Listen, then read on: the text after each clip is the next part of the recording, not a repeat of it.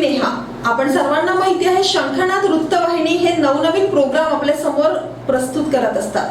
अशाच एका प्रोग्राम मध्ये आपण आलेलो आहे ज्याचं नाव आहे बिझनेस मंत्र. आज आपल्या प्रोग्राम मध्ये उपस्थित आहे भरत दापोडकर जे की एक बिल्डर आहे. आज आपण त्यांच्याकडनं त्यांचे अनुभव किंवा ऍज अ बिल्डर हे कशा पद्धतीने काम केलं जातात हे या विशेष कार्यक्रमामार्फत जाणून घेणार आहोत. नमस्कार सर, शंखनादच्या बिझनेस मंत्र या विशेष कार्यक्रमात आपले स्वागत करते. फर्स्ट ऑफ ऑल आमच्या शंखनाद वृत्तवाहिनीला आपलं एक छोटंसं इंट्रोडक्शन म्हणून आपण काय सांगू शकता? नमस्कार, मेरा नाम भरत दापोडकर है. बाय एजुकेशन मैं सिविल इंजीनियर हूँ and by profession I am into construction. I am a builder. मैं इस प्रोफेशन में पिछले करीब 8-9 सालों से हूँ and I have made around 250 flats. 250 flats के ऊपर मेरा ऑलरेडी हैंडओवर मैं लोगों को दे चुका हूँ.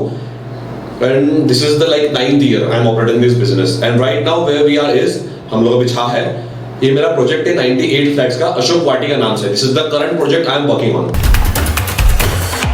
जैसे हम सबको पता है कि कोरोना की सिचुएशन बहुत ज्यादा पैंडेमिक है. बहुत से लोगों के रोजगार गए हैं कोरोना सिचुएशन में. अगर कोरोना की बात करें और अगर एज अ बिल्डर आपका एक्सपीरियंस कोरोना में किस तरह रहा है? देखिए ऐसा है, लोग सोच रहे होंगे कि इस पे नेगेटिव रिप्लाई आएगा. कोरोना का हमारे बिजनेस पे बहुत ही ज्यादा पॉजिटिव इंपैक्ट आया है. कोरोना की सबसे पहली मेडिसिन बिल्डर्स ने बनाई थी जिसको कहते हैं घर. घर आप लोगों को हमने दिए थे. देखिए बेसिक नेसेसिटीज लाइफ की 3 चीजें होती है, रोटी, कपड़ा और मकान. लाइफ में आपका रोटी कपड़ा इजीली हो जाएगा. मकान करना is the most difficult thing. वो आपको इजी करने के लिए हम लोग हेल्प करते हैं एज अ बिल्डर. तो पेंडेमिक का हमारे बिजनेस पे बहुत काफी स्मूथ इफेक्ट हुआ है. इतना कुछ ज्यादा ये हुआ नहीं. थोड़ा लोगों के माइंड में नेगेटिविटी क्रिएट हो गई है, बट उनको एक घर का इंपॉर्टेंस क्या है, रेंटेड हाउस क्या होता है, ओल्ड हाउस क्या होता है, इस चीज का इंपॉर्टेंस आ गया है. सर आप कितने साल हुए ये फील्ड में काम कर रहे हैं और आपका एक्सपीरियंस क्या है, प्लीज हमारे दर्शकों को बताना चाहोगे? जी, I am an civil engineer by education. मैं सिविल इंजीनियरिंग चूज इसलिए किया था because I wanted to go into construction. मुझे कंस्ट्रक्शन फील्ड में ही जाना था, इसलिए मैंने सिविल इंजीनियरिंग चूज किया था. इंजीनियरिंग मेरी कंप्लीट हो जाने के बाद से मैं फुल टाइम इसी काम में लग गया. आज मुझे 8 से 9 साल अराउंड हो रहे हैं इस बिजनेस को ऑपरेट करते करते. जब मैंने फर्स्ट ईयर पहली बार ये बिजनेस शुरू किया था तो इट वाज वेरी डिफिकल्ट. मेरे लिए चीजें काफी डिफिकल्ट थी टू फाइंड द सोर्सेज के मटेरियल्स कैसे परचेस करते हैं, कॉन्ट्रैक्टर्स को हैंडल कैसे करते हैं, उनकी रेटिंग, उनके जो रेट्स करते हैं डिसाइड वो कैसे करते हैं, कैसे बिल्डिंग को आगे बढ़ाते हैं, कैश फ्लो समझना, बैंकिंग समझना, कस्टमर्स की नीड्स समझना और उनके नीड्स के अकॉर्डिंग प्रोडक्ट भी क्रिएट करना. ये सब मुझे मर्ज करने में काफी प्रॉब्लम हो रही थी for the first year. But जैसे जैसे टाइम जाते गया आई स्टार्टेड बिकमिंग स्ट्रॉन्गर. मुझे समझना शुरू हो गया कि अच्छा ये ऐसा होता है, कस्टमर की डिमांड्स ऐसे लेनी पड़ती है, ऐसे बैंकिंग हैंडल करना पड़ता है, ऐसे कॉन्ट्रैक्टर्स को पकड़ना पड़ता है, ऐसी चीजें हैंडल करनी पड़ती है. और आज after 9 years I can confidently से कि yes I know the market, I know how to serve customers and that is why जो हमारा पहला प्रोजेक्ट था वो था 4 फ्लैट का. जो मेरा आज प्रोजेक्ट है वो है 98 फ्लैट्स का, which is successful and which is like 75 flats मैंने ऑलरेडी इस बिल्डिंग में हैंड ओवर कर दिए हैं और बाकी के फ्लैट्स भी ऑलरेडी रेडी है. तो मेरा ओवरऑल 9 years का जो एक्सपीरियंस है, मार्केट बहुत वास्ट है. जितने ज्यादा प्रोजेक्ट्स आएंगे उतने ज्यादा कंज्यूमर्स भी आएंगे और इस फील्ड में जितने कंज्यूमर्स है उतना ज्यादा डिमांड, उतना ज्यादा सप्लाई नहीं है. व्हाट आई वांट टू से is demand is bigger than supply. तो ये फील्ड हमेशा ग्रो होती रहेगी. आप पिछले 30 सालों का रिकॉर्ड निकाल लीजिए, 40 साल का रिकॉर्ड निकाल लीजिए. जो 40 साल पहले की हाउसिंग थी दैट वाज डिफरेंट. जो आज की हाउसिंग है दिस इज डिफरेंट. जो पहले बनती थी बिल्डिंग्स वो काफी कॉम्पैक्ट बनती थी, आज बहुत बड़ी बड़ी बिल्डिंगें बनती है because supply is less than the demand and this will keep constantly growing. तो उस चक्कर में क्या होता है, फिर सिटी स्टार्ट ग्रोइंग ऊपर. मतलब शहर जो है वो ऐसे बढ़ने की जगह वो ऊपर बढ़ना शुरू हो जाते हैं. काफी बड़ी फील्ड है और ये ग्राफ हमेशा ऊपर ही जाते रहेगा. जैसे कि as compare to other builders आपकी क्या विशेषता है कि लोगों ने आपके यहाँ ही घर खरीदने चाहिए? अगर कोई 20 लाख में वही फ्लैट बेच रहा है और वही फ्लैट आप अगर 19 लाख या 20 लाख में बेच रहे हो तो लोगों ने किस गुना पर आपके यहाँ फ्लैट खरीदना चाहिए? मेरे पास बहुत ही ज्यादा सिंपल पॉइंट है, बहुत एकदम extreme simple point which is transparency. Customers के पास 100% राइट्स है मुझे पैसे देने के पहले कोई भी सवाल कीजिए और सवाल का अगर आपको जवाब नहीं मिले फ्लैट मत लीजिए. आप मुझसे मेरे डॉक्यूमेंटेशन का सवाल पूछिए, मैं आपको डॉक्यूमेंट सामने प्रोड्यूस करूंगा। अगर आपको डॉक्यूमेंट जस्टिफाइड नहीं लगे, फ्लैट मत लीजिए। अगर आपको डॉक्यूमेंट किसी एडवोकेट से या आपके किसी फ्रेंड से किसी से वेरीफाई करवाना चाहते हो, प्लीज करवाइए। अगर वो कहते हैं कि डॉक्यूमेंट्स में फॉल्ट है, फिर से मुझे क्वेश्चन कीजिए। अगर आपको क्वेश्चन का आंसर जस्टिफाइड नहीं लगे, बिल्कुल फ्लैट मत लीजिए। हमारे फर्म को कैसे ऑपरेट करते हैं, हमारी फर्म कैसे चलती है, कितने पार्टनर्स है, किसके पास डिसीजन मेकिंग पावर है, ये सब चीजों का नॉलेज लेने का अधिकार पूरा एक कस्टमर को है। सी बेसिकली क्या होता है, एक एरिया में 10 प्रोजेक्ट अगर चालू है, 10 प्रोजेक्ट, हर प्रोजेक्ट का ऑपरेटिंग मॉड्यूल अलग अलग होता है। ये शायद आपको पता नहीं होगा, being a builder I am telling you, her project का ऑपरेटिंग मॉड्यूल अलग होता है। कोई प्रोजेक्ट 4 पार्टनर चला रहे हैं, कोई प्रोजेक्ट 10 पार्टनर चला रहे हैं, कोई बहुत बड़ा प्रोजेक्ट सिंगल पार्टनर भी चला रहा होता है। और एज अ कस्टमर आपका ये राइट बनता है कि आप जानो कि आप किस प्रोजेक्ट में पैर रखने जा रहे हो, आप मतलब किस सर्कल में पैर रखोगे, आपको क्या क्या चीजें मिलेगी। But customers don't ask this thing. So the best thing I can give to my customers to select me is transparency. Transparency ही एक मेरा पार्ट है जो मैं रख सकता हूँ कस्टमर्स को मुझे सिलेक्ट करने के लिए। जैसे हम कोई घर खरीदे या फिर फ्लैट्स खरीदे, एनी अदर, तो वो लीगल है, ये किस हद तक हमको मतलब उसकी जांच करना किस हद तक मैंडेटरी है, ये लोगों को अभी भी नहीं पता। लोग 20 लाख हो गया, 25 लाख, मतलब एनी कॉस्ट का घर खरीदते हैं या फ्लैट खरीदते हैं, बट आफ्टर फ्लैट खरीदने के बाद लीगल है, लीगल जगह पे है या लीगली डॉक्यूमेंट है, तो ये किस हद तक जरूरी है एक कस्टमर के लिए? ये जो क्वेश्चन है काफी शेडी बट काफी इंपॉर्टेंट क्वेश्चन है। कस्टमर्स को समझता ही नहीं है कि हम लोग फ्लैट तो खरीदने जा रहे हैं, बट हम लोग किस तरह के डॉक्यूमेंट्स उनसे बिल्डर से डिमांड करें। आपको कैसे पता कि जो प्रोजेक्ट में कर रहा हूं वो 100% सैंक्शन है, लीगल है, नहीं है? कस्टमर्स को ये नहीं पता होता है। फिर वो लोग क्या करते हैं, जैसे मेरा प्रोजेक्ट 100% लीगल है, सैंक्शन है, और फॉर एग्जांपल 25 लाख रुपए का प्रोडक्ट है, वही मेरे बाजू में कोई 23 लाख का 22 लाख का प्रोडक्ट बनाएगा। कस्टमर उनके पास जाएंगे 2-3 लाख के लिए, वहां जाके फंस जाएंगे। उनको नहीं समझेगा ना कि एग्जैक्टली सैंक्शनिंग क्या है, क्या इनकी लीगलिटीज है, कहां तक इनका प्रोजेक्ट लीगल है। First basic question a customer should ask while going to buy a property is आपका मैप सैंक्शन है क्या? अगर सैंक्शन है आपका मैप तो मुझे सैंक्शन दिखाइए। अब सैंक्शन मैप आपके हाथ में आ गया तो सैंक्शन मैप और वर्किंग मैप, ऐसे 2 मैप्स होते हैं बिल्डर के पास। सैंक्शन मैप जो हम लोग डिपार्टमेंट में करते हैं सबमिट, जिसपे हमारी बिल्डिंग सैंक्शन होती है, और वर्किंग मैप जिसपे हम लोग वर्किंग प्लान, जिसपे हम लोग बिल्डिंग पूरी कंस्ट्रक्ट करते हैं। आपको बस ये वेरीफाई करना है कि सैंक्शन प्लान और वर्किंग प्लान दोनों भी मैच कर रहे हैं क्या। अगर दोनों में डिफरेंसेस है तो द बिल्डिंग इज इलीगल, उसमें इलीगल कंस्ट्रक्शन है।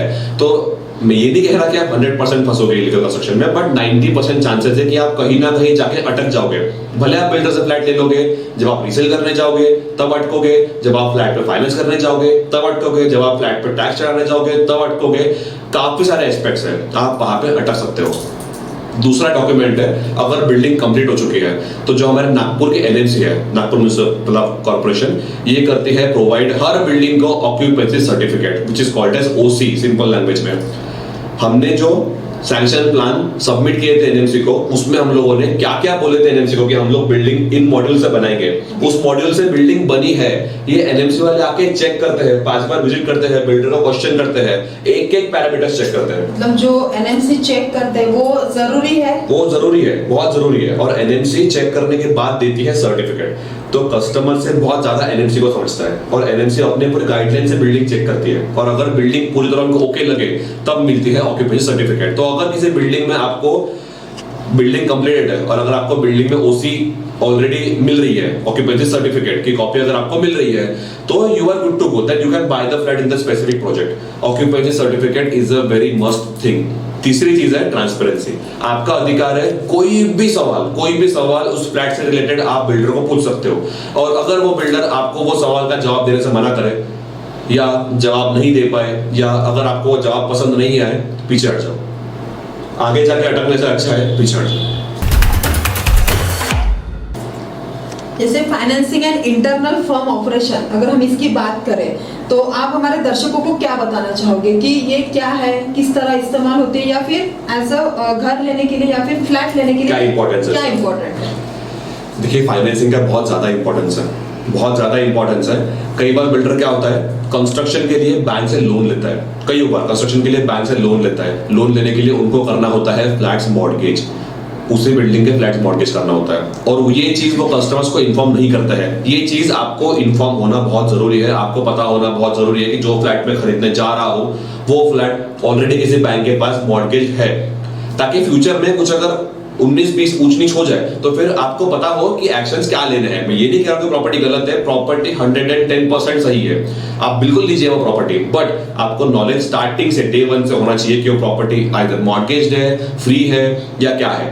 दूसरी बात फाइनेंसिंग में आती है, अगर वो प्रोजेक्ट फाइनेंस नहीं है, ठीक है, फॉर एग्जांपल 25 लाख रुपए का आप फ्लैट ले रहे हो, उसमें फंडिंग कौन से बैंक से बिल्डर करा रहा है। मेरा प्रेफरेंस है कि आप हमेशा नेशनलाइज्ड बैंक से लोन कीजिए। उसका रीजन आपको बताता हूं मैं। नेशनलाइज्ड बैंक से बेसिकली क्या होता है, नेशनलाइज्ड बैंक बिल्डर के बहुत डॉक्यूमेंट्स की डिमांड करती है। नेशनलाइज्ड बैंक किसी भी प्रोजेक्ट में पैसे नहीं डालती है। अगर आप मुझसे फ्लैट लोगे और आप अगर नेशनलाइज्ड बैंक से लोन करोगे तो नेशनलाइज्ड बैंक से आपको लोन तभी मिलेगा जब मेरा प्रोजेक्ट उनको लगेगा एकदम सही है। उनके डॉक्यूमेंट की checklist is more than like 60-50 documents, बहुत लंबे डॉक्यूमेंट की उनकी लिस्ट होती है। 60-50 एग्जैक्टली नहीं, जो उनके कॉन्क्रीट डॉक्यूमेंट्स है वो 10-12 ही होते हैं, फिर उसके पीछे जो सब डॉक्यूमेंट्स हैं वो आते जाते हैं। अगर एक भी डॉक्यूमेंट कम है तो नेशनलाइज्ड बैंक मना कर देती है। तो अगर आप नेशनलाइज्ड बैंक से कोई बिल्डर आपको लोन करा के दे रहा है, मतलब उसका प्रोजेक्ट 100% लीगल है, 100% गुड टू गो है, 100% आप सेफ रहोगे उस प्रोजेक्ट में अगर आप नेशनलाइज्ड बैंक से लोन करते हो। तो नेशनल बैंक में आपको पता है कौन से बैंक आते हैं, जैसे कि SBI, PNB, ICICI, axis bank, ऐसे बैंकों से अगर आप लोन करोगे तो आप अटकोगे नहीं कहीं पे। और लॉन्ग टर्म में अगर आपको लोन 20 साल लेके चलना है तो आपको सर्विसेज भी काफी अच्छी मिलेगी। दूसरी बात जो आती है, तीसरी बात जो आती है फाइनेंसिंग में, वो आता है अगर आप नेशनलाइज्ड बैंकों से लोन नहीं करोगे और अगर आपको बिल्डर इंसिस्ट करेगा या अगर आप खुद किसी फ्रेंड के थ्रू या किसी के थ्रू NBFC बैंकों में जाओगे, NBFC का मतलब होता है नॉन बैंकिंग फाइनेंस कॉर्पोरेशन। ये ऐसे इंस्टीट्यूशंस है जो गवर्नमेंट से, NHB से, नेशनल हाउसिंग बैंक से पैसा लेके देती है लोगों को। ये ऐसे इंस्टीट्यूशन है, that is a kind of business. तो NBFCs भी ठीक है, अच्छा ऑप्शन है, बट NBFC से लोन नॉर्मली कौन करता है, जिनके पास इनकम प्रूफ नहीं है, जिनके पास डॉक्यूमेंट्स नहीं है, डॉक्यूमेंट्स की बहुत कमी है, वो लोग जाते हैं NBFCs के पास। NBFC के इंटरेस्ट रेट और नेशनलाइज्ड बैंक के इंटरेस्ट रेट में into 2 का डिफरेंस हो सकता है, into 2। कैन यू इमेजिन, अगर आपका किसी महीने का इंटरेस्ट 10,000 रुपए जाना चाहिए, वो आपका इंटरेस्ट 20,000 रुपए जाएगा और आपको नॉलेज ही नहीं कि वो 20 का 10 भी हो सकता है करके। और NBFC बैंकों से फंडिंग कराने में बिल्डर का भी कोई खास बेनिफिट है नहीं, बस इजीली काम हो जाता है, बहुत ज्यादा इजीली काम होता है। किसी बिल्डर का अगर प्रोजेक्ट थोड़ा सा डिफॉल्टेड है या बिल्डर का प्रोफाइल थोड़ा सा खराब है तो वो प्रेफर करता है कि आप NBFC बैंक से करो। बाकी तो ठीक है, एक और उसमें पर्सनल चीज है कि ठीक है बिल्डर आपको SBI से करा के दे रहा है, लेकिन अगर SBI ने आपको रिजेक्ट कर दिया है तो फिर आपको तो छोटी मोटी बैंकों के पास ही जाना है, that is a different thing. But first time किसी NBFC बैंक को अप्रोच नहीं करो, हमेशा approach to a nationalised bank. ये हो गया फाइनेंसिंग का पार्ट। आपने मुझे पूछे थे इंटरनल फर्म ऑपरेशंस, इसमें कैसा है, अब जैसे मेरी फर्म है कोलबास्वामी अविरत कंस्ट्रक्शन एंड डेवलपर्स, उस फर्म ने ये प्रोजेक्ट बनाया अशोक वाटिका। उस फर्म के इंटरनल ऑपरेशंस क्या है, उस फर्म में कौन पार्टनर्स है, किसके पास डिसीजन मेकिंग पावर है, कौन किसके पास साइनिंग अथॉरिटी है, who handles the finance, who handles the sales, ये सब जानने का अधिकार एक कस्टमर का है। बताता हूं मैं क्यों आपका। फॉर एग्जांपल, अगर आपने मुझसे अगर फ्लैट खरीदा और मैं फर्म में सिर्फ एक पार्टनर था और बीच में हमारा कोई डिस्प्यूट हुआ, हमारा मतलब मेरे और मेरे पार्टनर्स का, बट मैंने तो आपको कुछ प्रॉमिसेस किए थे कि मैं आपको फ्लैट में ऐसा कर दूंगा, वैसा कर दूंगा, वैसा कर दूंगा, और मैं अचानक से हो गया वॉकआउट फर्म से, तो फिर जो कस्टमर है वो बन जाता है पेंडुलम, झूलते रहता है। फिर आप मेरे पार्टनर्स को बोलोगे कि आपके पार्टनर ने ये प्रॉमिस किए थे, मेरे पार्टनर्स क्लियरली मना कर देंगे आपको कि हमारी आपसे ऐसी बात नहीं हुई थी, हम आपको ये दे सकते हैं और आपको लेना ही पड़ेगा। और उस मोमेंट पे कस्टमर इतना बुरी तरह से स्टक होता है कि उसको लेना ही पड़ता है। तो हमेशा इंटरनल फर्म ऑपरेशंस के क्वेश्चन पूछिए कि आपकी फर्म में कितने लोग हैं, कैसे ऑपरेट करते हो आप फर्म के ऊपर और कोई लायबिलिटीज है क्या, कितने सालों से ये वाली फर्म एस्टैब्लिश्ड है, कितने सालों से आपका चल रहा है, आपके प्रीवियस प्रोजेक्ट कितने हैं, कितने सारे पार्टनर्स हैं, डिसीजन मेकिंग किन किन पार्टनर्स के क्या क्या रोल्स हैं, ये सब समझ के, और अगर आपसे पॉसिबल है तो उन सारे पार्टनर्स से एक बार मिलके ही, इफ पॉसिबल एक बार मिलके ही डील आगे बढ़ाइए। ऐसा में जैसे हम सबको पता है सर कि बहुत सारे बिल्डिंग है या फ्लैट स्कीम है वो इलीगल जगह पे है, तो आफ्टर सेलिंग या फिर आफ्टर बाय जब हमको पता चलता है कि हाँ जो हमने फ्लैट्स खरीदा है या फिर घर खरीदा है वो इलीगल जगह पे है, तो उसके बाद जो मतलब एक नुकसान बोल सकते हैं हम जो होता है कस्टमर का, तो वो किस हद तक मतलब उसको बेनिफिट तो 0% है, तो उसका साइड इफेक्ट क्या होता है? साइड इफेक्ट तो मतलब उसका वही है कि कस्टमर के पूरे पैसे डूब जाएंगे। बड़े जो इलीगल प्रॉपर्टीज है उसकी शुरुआत कहाँ से होती है? देखिए, उसकी शुरुआत कस्टमर से खुद से होती है। ठीक है, बिल्डर ने अपनी कॉस्ट कटिंग करने के लिए प्रॉपर्टी को इलीगल बनाया, थोड़ा बिल्डिंग में ऑल्ट्रेशंस किए ताकि फ्लैट बड़े बने तो उसके पैसे ज़्यादा बने, और कंस्ट्रक्शन के लिए पैसे कम लगे फिर भी उसके पैसे जो सेल करे वो ज़्यादा बने। सैंक्शनिंग में कुछ और प्लान दिखाया, वर्किंग में कुछ और किया। बट जब आप फ्लैट खरीदने जा रहे हो तो आप अगर क्वेश्चंस बिल्डर को कर ही नहीं रहे हो और जो बिल्डर कह रहा है आप सब अगर मान के चलोगे तो फिर आप तो कहीं ना कहीं फंसोगे ना। मेरा वही कहना है कि आप transparently customer as a customer आपके राइट्स पर यूज करो। जैसे सर मैं आपके बातों से थोड़ा सा एक क्वेश्चन करना चाहूंगी। जैसे आपने बोला था कि कस्टमर को अथॉरिटी है कि वो बिल्डर से पूरे क्वेश्चन पूछ सकते हैं। अगर हम अनपढ़ की बात करते हैं, एक एग्जांपल लेते हैं हम, अगर एक अनपढ़ व्यक्ति अगर फ्लैट्स खरीदने जाता है, उसको कुछ पता ही नहीं रहता रिगार्डिंग टू फ्लैट, तो फिर वो क्या करना चाहिए, उसने क्या करना चाहिए? सोशल मीडिया का जमाना है, अनपढ़ से अनपढ़ व्यक्ति के पास, इवन मैंने भिखारियों के पास तक फोन देखा है। अब उसके नीचे तो कोई आता भी नहीं है। तो बेसिकली आप या आपके सराउंडिंग में कोई आसपास जिन्होंने प्रॉपर्टी खरीदी होगी, आपके कोई दोस्त जिन्होंने प्रॉपर्टी खरीदी होगी, या कोई ना कोई कनेक्शन में आपके कनेक्शन में 5 लोग होंगे ऑलरेडी जो इस लाइन से बिलोंग करते हैं, इस फील्ड से बिलोंग करते हैं, उनका सजेशन पूछिए। दूसरी बात, सोशल मीडिया का जमाना है, डाल दो फेसबुक पे कि मैं फ्लैट लेना चाहता हूँ, मैं क्या डॉक्यूमेंट्स मैंने वेरीफाई करना चाहिए, आपको आंसर श्योरली आएंगे। फिर भी अगर नहीं आया तो आप गूगल पे जाइए, आप सर्च कीजिए, बहुत सारी हाउसिंग वेबसाइट्स है जहाँ पे डॉक्यूमेंट्स की लिस्ट है। अब इतना तो कोई भी बेसिकली कर सकता है, अनपढ़ भी हो तो भी यहाँ पे आजू बाजू वगैरह पूछ के कर सकता है। हमारे जो फादर्स लोग वगैरह थे वो लोग पहले क्या करते थे, अगर कहीं पहुंचना है तो वो लोग गूगल मैप यूज नहीं करते थे, वो लोग यहाँ वहां पूछते थे, रास्ता भटकेंगे एक बार लेकिन पहुंच बराबर जाएंगे। आपको भी वही करना है। अगर अनपढ़ से अनपढ़ व्यक्ति भी है, थोड़ा यहाँ वहां पूछिए, आपके सराउंडिंग में कोई है, आपके दोस्त भाई, कोई दोस्त के दोस्त कोई अगर है तो सलाह मशवरा करके ही आगे जाइए। और उसके बाद जब आप किसी बिल्डर के पास पहुंचोगे तो उनसे डॉक्यूमेंट लेके, आपको डॉक्यूमेंट तो पढ़ना आता नहीं, एक एडवोकेट के पास जाओ, उसकी 5,000 रुपए फीस दो एडवोकेट की, उसके ऊपर देने की जरूरत नहीं, I am telling you clear the digits.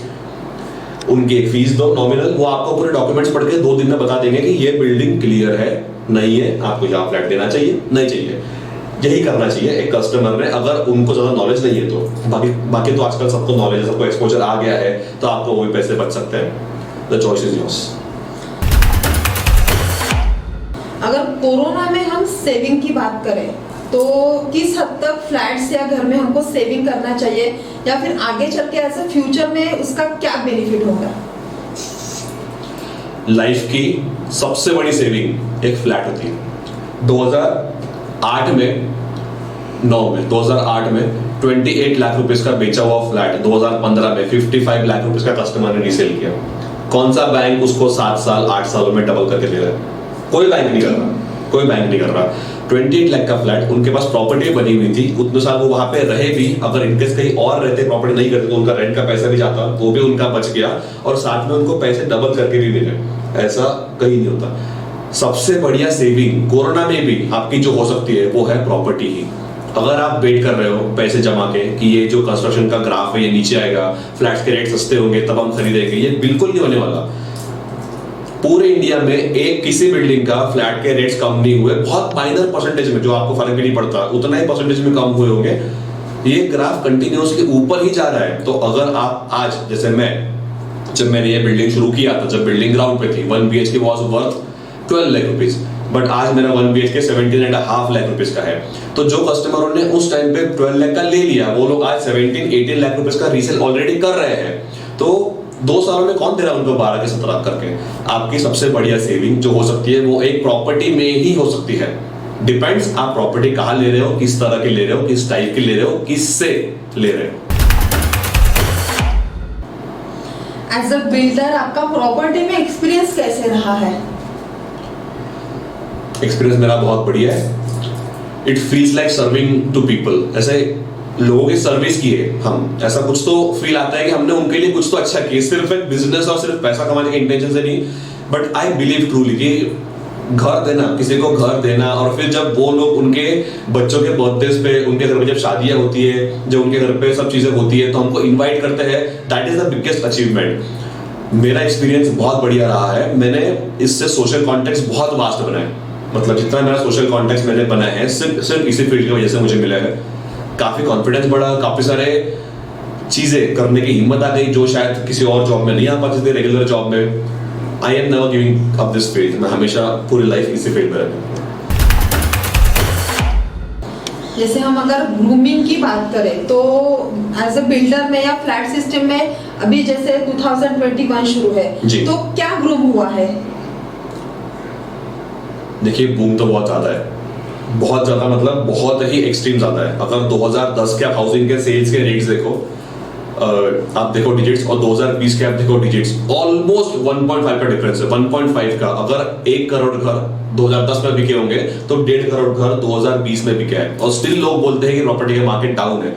बिल्कुल डाउन नहीं है, बूमिंग बहुत ज्यादा है। देखिए बेसिकली क्या हो रहा है, हर कोई पढ़ लिख के मिल जाए सबको अच्छी जॉब, ठीक है, अनएम्प्लॉयमेंट भी है, बट वो वाला अगर हम लोग पार्ट अवॉइड करें तो हर कोई पढ़ लिख के अच्छा पहुंचना चाहता है कहीं ना कहीं, और जब वो वहां पहुंच जाए उनके माइंड में पहला ख्याल यही आता है कि मुझे मेरी खुद की एक अच्छी प्रॉपर्टी करनी है।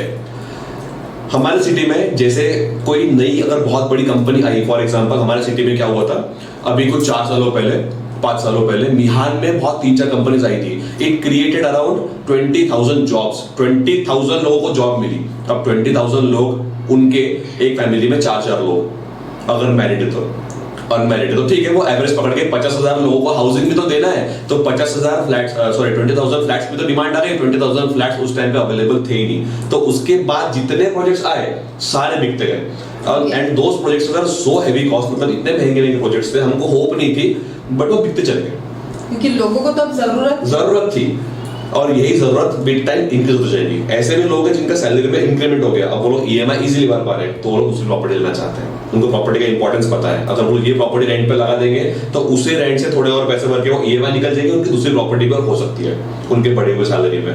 तो ये मार्केट हमेशा बूम ही होने वाला है, ये मार्केट कभी नीचे नहीं आएगा। अगर आप वेट कर रहे हो खरीदने के लिए, बिल्कुल वेट मत कीजिए, आपके अच्छा अपॉर्चुनिटी जाते जाएगी और वो रेट ऊपर ऊपर जाते जाएगी। ये हमेशा बूमिंग मार्केट है।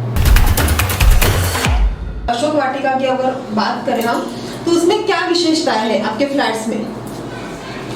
ठीक है, तो इसके बारे में तो मैं शायद सुबह से लेकर शाम तक बोल सकता हूँ, क्योंकि मैंने मेरे लाइफ के 3 साल यहीं पे दिए हैं।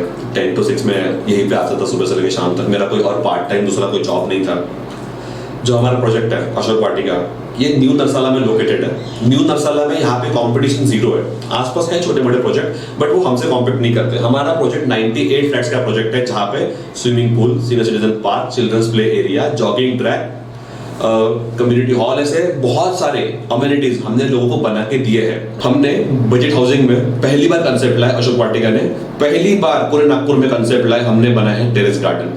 टेरेस गार्डन मतलब 2 विंग्स के बीच में हमने एक और स्लैब कास्ट की है, वो स्लैब को पूरा एज एन गार्डन फॉर्म में कंस्ट्रक्ट किया है, और वो लोग as an utility space use करने के लिए दी है।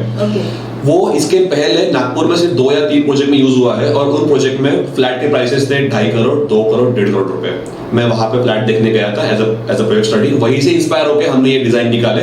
अभी तक बजट हाउसिंग के किसी भी प्रोजेक्ट में इस तरह का डिजाइन नहीं है। हमने काफी फ्यूचरिस्टिक लिए थे डिजाइन, काफी फ्यूचरिस्टिक। इसका कंस्ट्रक्शन कॉस्ट काफी हेवी था, बट मैं उसके वाली चिंता नहीं किया, क्योंकि मेरे लिए वो सेकेंडरी आता है। अभी भी डिस्प्ले के लिए अवेलेबल है हमारी वो पूरी तरह से, जो फर्स्ट फ्लोर का स्लैब के ऊपर जो गार्डन हमें डेवलप करना था वो डेवलप ऑलरेडी हो चुका है। दूसरी बात, Ashok Vatika is the cheapest option for you if you want to buy a flat in Hudkeshwar area. उसके पीछे रीजंस है। रीजन ये है कि हम लोगों ने ये प्लॉट की परचेसिंग काफी पहले किए थे, लाइक हमने प्लॉट की परचेसिंग आज से 6 साल पहले किए थे, जब यहाँ के रेट आज से 5 गुना कम थे। 5 गुना कम थे। आज यहाँ पे अगर रेट चल रहा होगा 1200, हमने 250 रुपए से ये वाला प्लॉट खरीदे होंगे, for example I am telling you. तो प्लॉट कम रेट में देने की वजह से हम लोग आपको फ्लैट्स भी कम रेट में डिलीवर कर पा रहे हैं। और हमारे यहाँ पे ऐसा है, हम लोग जो रेट कोट करते हैं उसमें कोई भी हिडन चार्जेस नहीं है। ओके, मतलब जो है वो बस आपने मुझे सर्टेन, आपको अगर मैंने कोई अमाउंट दिया, आपने मुझे सर्टेन उतनी अमाउंट देनी है, I hand over you the flat की, सीधा आपको फ्लैट की चाबी मिलेगी। क्या करते हैं बिल्डर लोग? पहले बोलते हैं सर आपका 20 लाख का फ्लैट है, फिर ये स्टैम्प ड्यूटी, फिर ये मेंटेनेंस, फिर ये वाटर मीटर, इलेक्ट्रिक मीटर, ये है वो है वो है। ऐसा करते करते वो फ्लैट 20 का 25-26 तक आ जाता है। हमारा वैसा नहीं है। अगर मुझे कभी कॉल भी आता है तो मैं सीधा उनको कॉल पे एक ही बताता हूँ फिगर, और अगर वो साइट पे आके डील भी करे तो वही फिगर लेके चलता हूँ। तो उनको ट्रांसपेरेंसी पूरी मिलती है, कभी वो कॉस्ट फ्लक्चुएशन नहीं होता है, कभी उनको मिसगाइड नहीं होता है, और हमने हमारे कमिटमेंट्स पूरे किए हैं। हमने जिनको बोले है कि हाँ हम आपको ये करके दे सकते हैं, उनको वो करके दिए हैं। जिनको जो हमारे बस में नहीं था, जो हमसे पॉसिबल नहीं है, जो सैंक्शनिंग के बाहर आता था, हमने लोगों को सीधा मना कर दिया। बट जितना चीजें हमने लोगों को कमिट किए उतना पूरा करके दिए हैं सारे प्रीवियस प्रोजेक्ट्स में। अशोक वाटिका की स्पेशलिटी और जो यूनिक सेलिंग पॉइंट है वो यही रहा है कि हम एक तो आपको बहुत चीपेस्ट फ्लैट दे सकते हैं, best in the least. Cheap is actually very different word, उसको लोग कुछ और ही समझ लेते हैं। बेस्ट इन लीस्ट, कम से कम में अच्छे से अच्छा आपको ऑप्शन जो मिलेगा वो यहाँ पे अशोक वाटिका ही मिलेगा। अब जो न्यू प्रोजेक्ट्स यहाँ पे लॉन्च हो रहे हैं वो हमसे अराउंड 30% तक प्राइस हाइक है। दूसरी बात, हमारी कंस्ट्रक्शन क्वालिटी। मैंने कंस्ट्रक्शन क्वालिटी में कहीं पर भी कॉम्प्रोमाइज नहीं किया, जीरो कॉम्प्रोमाइज है। I will tell you an example. मुझे बिल्डिंग में लगाने थे 4 लिफ्ट्स। लिफ्ट आती है 5.5 लाख रुपए से। ओके, पर लिफ्ट स्टार्टिंग 5.5 लाख रुपए से, मतलब मेरा 20-22 लाख में काम हो गया होता। मैंने 9 लाख रुपीस पर लिफ्ट वाला प्रोडक्ट चुना। उसमें बेनिफिट मेरा कुछ भी नहीं है, बस उसमें मेरा सेटिस्फेक्शन है कि मैं जो डिलीवर कर रहा हूँ लोगों को वो अच्छी चीज डिलीवर कर रहा हूँ। मेरी लिफ्ट ऑटोमेटिक डोर वाली है, 5 किलोमीटर के सराउंडिंग में। मुझसे तो *2 वाले महंगे फ्लैट्स है, वहां पे भी ऐसी लिफ्ट नहीं है। पावर बैकअप दिया है मैंने, छोटे छोटे बच्चे रहते हैं, कभी कभी लिफ्ट करते हैं ऑपरेट तो बच्चे फंस ना जाए, पावर बैकअप दिया है हमने लिफ्ट में। उसके अलावा लिफ्ट में ARD डिवाइस भी है, which is called as automatic rescue device, कि अगर अचानक से पावर कट हो जाए और कोई बच्चा या कोई लिफ्ट में है तो वो लिफ्ट ऑटोमेटिकली नियरेस्ट फ्लोर पे जाके खुल जाती है, और बच्चा या जो भी पर्सन है, ओल्ड जो भी पर्सन है, वो निकल जाते हैं बाहर, कोई फंसता नहीं। और हमारी लिफ्ट अभी जब चल रही है तो 1 साल हो गया, एक भी बार कंप्लेंट नहीं है कि कोई अटका है, जबकि यहाँ पावर फेलियर्स है। नागपुर में ये पूरे पावर फेलियर, तो एक भी बार कंप्लेंट नहीं आई है। ये सिर्फ एक छोटा सा पार्ट है लिफ्ट का। ऐसे बिल्डिंग में कम से कम और 700-800 पार्ट्स है जहां मैंने बिल्कुल कॉम्प्रोमाइज नहीं किया। जब मुझे चॉइस थी कि choose A+, B, C and D, I always choose A। मैं ये नहीं कह रहा कि मैंने A+ लगाया, बट मैंने A और B में ही हमेशा शफल किया है। कभी B चुना है, कभी A चुना है। एज अ बिल्डर आप हमारे दर्शकों को क्या संदेश देना चाहोगे? काफी सिंपल क्वेश्चन है, काफी स्ट्रेट इसका मैसेज भी है। मैंने एक्सपीरियंस किया, बहुत सारे लोग आते हैं मेरे पास फ्लैट खरीदने के लिए, वो लोग स्टेप ले नहीं पाते। मतलब आप लोग कहाँ अटके हो? मैंने बहुत सारे लोग ऐसे भी देखा जो पहली बार बिल्डिंग देखने के बाद भी डिसीजन ले लेते हैं। So it's everything in your mind, वो सिर्फ आपके माइंड में है। अगर आप लोग माइंड में जमा के बैठे हो कि हाँ न्यूज वाले दिखा रहे हैं नेगेटिविटी कि प्रॉपर्टी के रेट्स कम होने वाले हैं वगैरह, वो बिल्कुल नहीं होने वाले, बिल्कुल नहीं होने वाले। वो होगे में तो शायद एक आध लाख, आधे लाख से वगैरह फर्क पड़ेगा, पर तब तक कि आपके हाथ में वो प्रॉपर्टी का ऑप्शन रहेगा नहीं जो आपको पसंद है, वो निकल जाएगा।